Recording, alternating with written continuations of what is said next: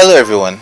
Welcome back to the Becoming TV series, where we explore the deep truths and the principles that will enable you to become everything you were created to be, to do, and to have. So let's talk about the seventh need of the human heart, the seventh of the eight greatest needs of the human heart.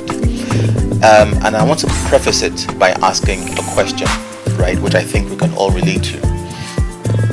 Now, assuming that in the course of going to a job that you're currently on, you go there one Monday morning and you get to your desk, you open up your computer, and the first mail you get is from the HR, and the mail simply says, "Thank you, Mr.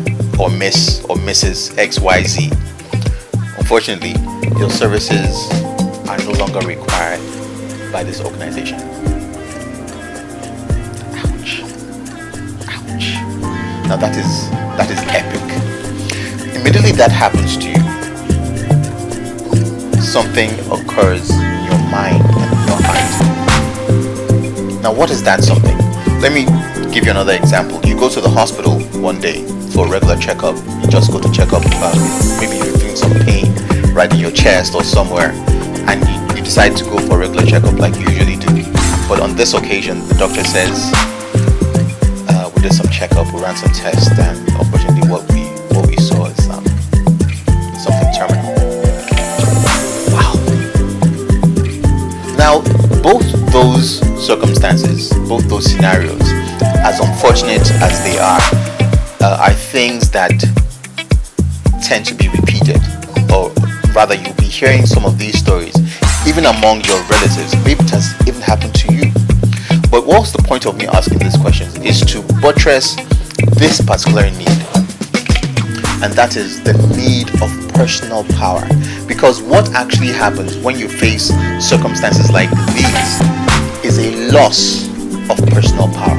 See, when we talk about power, we usually attribute it to things like political power or economic power, one of those things, social power, the ability to reform the society or any of those things. But personal power is a lot more intimate. It's deeper, it's more fundamental to you as the individual, right? Because whatever robs you of personal power is something that is very critical.